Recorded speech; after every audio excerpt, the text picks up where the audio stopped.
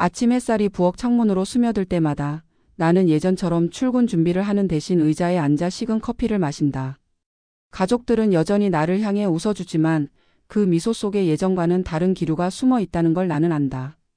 말은 하지 않지만 그들의 눈빛은 많은 것을 말해준다.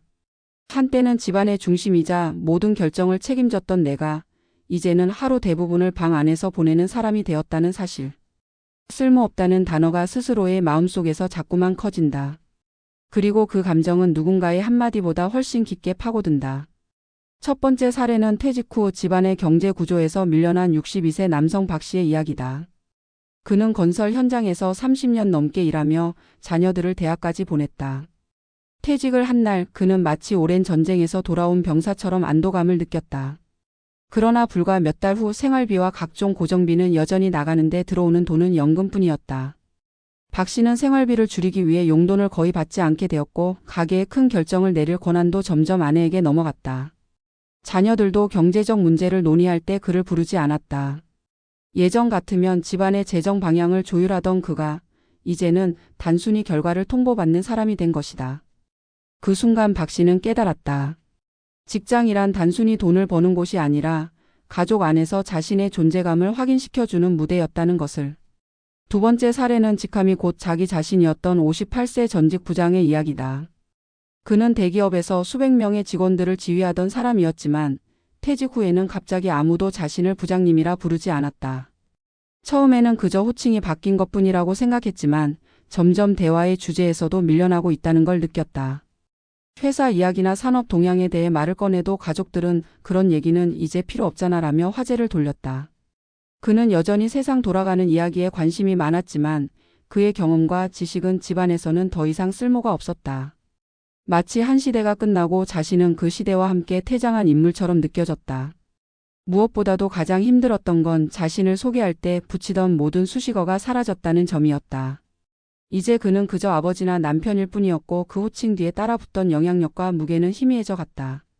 세 번째 사례는 가정 내 역할이 바뀌며 관계마저 어색해진 65세 김 씨 부부의 이야기다.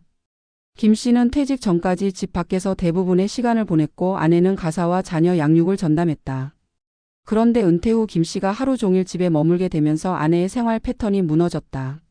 아내는 예전처럼 집안일을 주도하려 했지만 김 씨는 이제 내가 도와야지라는 생각에 계속 개입했다. 처음엔 고마워하던 아내도 점점 불편함을 드러냈고 작은 일에도 언성이 높아졌다. 특히 김 씨가 시장을 보거나 집안 물건을 정리할 때 아내가 그건 내가 하는 방식이 있어라며 다시 손을 대는 일이 잦았다. 결국 김 씨는 집안일조차도 자신이 필요 없는 영역이라는 생각을 하게 되었고 그 순간 부부 사이엔 보이지 않는 거리감이 생겼다. 이 세 가지 이야기는 은퇴가 단순히 직장을 떠나는 사건이 아니라는 사실을 보여준다. 그것은 한 사람의 정체성과 존재 가치를 재정의하는 과정이며 이 과정에서 자신이 더 이상 필요한 사람이 아니라는 감정을 마주할 수밖에 없다. 그러나 여기서 중요한 건 이 감정을 어떻게 받아들이고 극복하느냐이다. 퇴직 전에는 일하는 나가 가족과 사회 속에서의 나를 정의했지만 은퇴 후에는 스스로를 새롭게 정의해야 한다. 이를 위해선 세 가지 전략이 필요하다. 첫째, 경제적 기여 외에도 가족 내에서의 존재 이유를 만들어야 한다. 단순히 돈을 벌지 않아도 집안의 의사결정 과정에 참여하고 가족 구성원들의 삶에 긍정적인 영향을 줄 수 있는 역할을 찾아야 한다. 예를 들어 손주 돌봄이나 가정 행사 준비, 가족 여행 계획 등에서 주도적인 역할을 맡으면 다시금 있어야 할 이유를 찾게 된다. 둘째, 사회적 네트워크를 유지하거나 새롭게 만들어야 한다. 직장을 떠나면 인간관계의 상당 부분이 사라지는데 이를 방치하면 외로움과 무력감이 깊어진다. 동호회, 봉사활동, 지역 커뮤니티 참여 등을 통해 사회적 존재감을 이어가야 한다. 여기서 중요한 건 과거 직위나 경력을 내려놓고 평등한 관계 속에서 다시 자신을 자리매김하는 것이다. 셋째, 배우자와의 역할 재조정이 필요하다. 퇴직 후 하루 종일 함께 지내는 시간은 부부 관계를 강화할 기회이기도 하지만 갈등의 원인이 되기도 한다. 각자의 공간과 시간을 존중하고 집안일이나 생활 패턴을 사전에 합의하는 것이 중요하다. 이를 통해 서로의 삶을 침범하지 않으면서도 함께하는 방식을 찾을 수 있다. 결국 은퇴 후의 쓸모없음은 단순히 일이 없어서 생기는 것이 아니라 자신의 존재를 새롭게 정의하지 못할 때 찾아온다. 가족이 말하지 않아도 느껴지는 그 미묘한 거리감은 사실 나 스스로도 느끼고 있는 불안과 맞닿아 있다. 중요한 건 그 감정을 인정하되 거기에 머물지 않는 것이다. 새로운 역할을 찾고 관계를 재구성하며 스스로를 다시 사회의 일원으로 세우는 과정이 필요하다. 그렇게 할 때 비로소 은퇴 후에도 나는 여전히 쓸모 있는 사람이라는 확신을 가질 수 있다. 그리고 그 확신이 가족들의 눈빛 속에 다시금 나를 인정하는 온기를 불러올 것이다. 은퇴 이후 쓸모없음이라는 감정을 느끼는 것은 개인의 심리적 변화이자 사회 구조의 문제이며 이를 단순한 개인적 나약함으로 치부하는 것은 위험하다. 이는 우리 사회가 노동을 중심으로 개인의 가치를 평가하는 구조를 갖고 있기 때문에 발생하는 현상이며 특히 한국과 같이 직업과 소득이 사회적 신분과 직결되는 문화에서는 그 충격이 더욱 크다. 직장을 떠난 순간 사람은 단순히 월급을 잇는 것이 아니라 자신을 설명하던 언어와 지위를 잇는다. 그 결과 가족 내 위치, 사회적 관계, 자기 존중감이 동시에 흔들리게 된다. 전문가의 관점에서 볼 때 이러한 변화는 예측 가능한 과정이며 사전 준비와 인식 전환이 없다면 누구에게나 찾아온다. 먼저 은퇴 후 자존감 하락의 핵심 요인은 역할 상실이다. 인간은 자신이 누군가에게 필요하다고 느낄 때 가장 강한 존재감을 느낀다. 직장에서의 역할은 단순히 업무 수행에 국한되지 않고 동료나 부하 직원, 상사와의 관계 속에서 자신이 기여하고 있다는 확신을 준다. 하지만 은퇴 후 이 관계망은 급격히 줄어들고 그 자리를 채울 새로운 역할이 없다면 나는 더 이상 쓸모가 없다는 생각에 빠지기 쉽다. 이를 극복하기 위해선 직장 외부에서 의미 있는 역할을 미리 확보해야 한다. 지역 사회활동, 멘토링, 취미 기반의 모임, 봉사활동 등은 경제적 보상은 없지만 심리적 보상과 사회적 연결망을 제공한다. 또 하나의 중요한 측면은 경제적 기여도다. 많은 가정에서 은퇴 후에도 부부 중 한 명이 경제를 주도하거나 부수입을 만들어내는 경우 그 사람의 의견과 영향력은 계속 유지된다.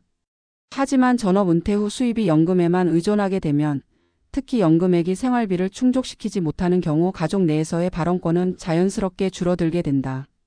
이는 의식적으로라도 극복해야 하는 부분이다. 소비를 줄이는 동시에 소액이라도 경제활동을 유지하는 것이 중요하다. 최근에는 온라인 플랫폼, 재능 공유, 소규모 창업 등으로 퇴직 후에도 부수입을 창출하는 사례가 늘고 있다. 이러한 활동은 단순히 돈을 벌기 위한 수단이 아니라 나도 여전히 경제적 가치를 창출할 수 있다는 심리적 기반을 마련한다는 점에서 의미가 크다. 부부 관계에서의 역할 재조정도 필수적이다. 은퇴 이후 하루 종일 함께 있는 시간이 늘어나면 부부 관계의 갈등이 증가하는 것은 자연스러운 현상이다. 전문가들은 이를 관계 재구성기라고 부른다. 그동안 각자 맡아온 영역이 겹치면서 권한과 방식의 충돌이 생기기 때문이다. 이를 최소화하려면 은퇴 직후 일정 기간은 관찰기로 두고 서로의 생활 리듬을 파악하는 것이 좋다. 이후 가사와 집안일, 개인 시간 배분에 대해 명확히 합의해야 한다. 특히 집안일에 참여하는 방식은 상대방의 기존 방식을 존중하면서 보완하는 형태가 되어야지 주도권을 뺏는 형태가 되어서는 안 된다. 그렇지 않으면 상대 배우자는 침해감을 느끼고 갈등이 심화된다. 사회적 관계망을 재구성하는 것도 간과해서는 안 된다. 직장 중심의 인간관계는 퇴직과 함께 약화되기 쉽다. 따라서 은퇴 이전부터 퇴직 후 인간관계를 준비하는 것이 중요하다. 이는 새로운 취미를 통해 친구를 만들거나 지역 모임에 참여하는 것에서 시작할 수 있다. 연구 결과에 따르면 은퇴 후에도 활발한 사회적 관계를 유지하는 사람은 그렇지 않은 사람보다 우울증 발생률이 낮고 신체적 건강 지표도 더 좋다. 또한 타인과의 교류는 자기 효능감을 높여 쓸모없음이라는 감정을 완화시키는 효과가 있다. 정신적 건강을 위해선 목표 설정이 필수적이다. 직장 생활에서는 자연스럽게 목표와 일정이 주어진다. 그러나 은퇴 후에는 스스로 목표를 만들어야 한다. 이는 단순히 거창한 인생 목표일 필요는 없으며 하루의 일정을 계획하는 수준이라도 충분하다.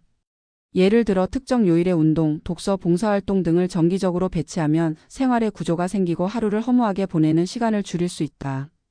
특히 이런 일정이 다른 사람과의 약속 형태라면 책임감과 지속성이 높아진다. 더 나아가 쓸모의 기준을 재정의할 필요가 있다. 노동과 수입만이 가치의 척도가 되는 사회적 기준에서 벗어나 가족과 사회에 기여할 수 있는 다양한 형태를 스스로 인정해야 한다. 예를 들어 손주 양육, 가족 상담, 지역 사회봉사, 경험을 후배 세대에 전하는 멘토링 등은 눈에 보이는 수익은 없지만 장기적으로 가족과 사회에 깊은 가치를 남긴다. 이를 스스로 인정하고 주변에도 알리는 과정이 필요하다. 마지막으로 가족의 시선과 태도를 바꾸는 것도 중요하다. 많은 경우 가족들은 은퇴자를 쉬는 사람 혹은 도움을 받는 사람으로만 인식한다. 그러나 은퇴자가 여전히 가정과 사회에 기여하고 있다는 점을 보여줄 수 있다면 그 인식은 달라진다. 가정 내에서의 대화 참여, 중요한 의사 결정 과정에서의 의견 제시, 실질적인 도움 제공 등을 통해 나는 여전히 필요한 사람이라는 메시지를 지속적으로 전달해야 한다. 이러한 변화는 하루아침에 일어나지 않는다. 은퇴 이후의 정체성 재정립은 장기적인 과정이며 심리적 회복 탄력성과 환경 조성이 함께 필요하다.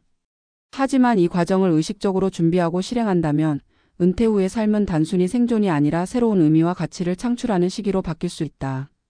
결국 쓸모없음이라는 감정은 외부의 평가가 아니라 스스로가 자신에게 부여하는 의미에 달려 있다. 스스로에게 새로운 역할과 목표를 부여하고 사회와의 연결을 유지하며 경제적 정서적 기여를 계속해 나간다면 은퇴 후에도 나는 여전히 가치 있는 사람이라는 확신을 가질 수 있다.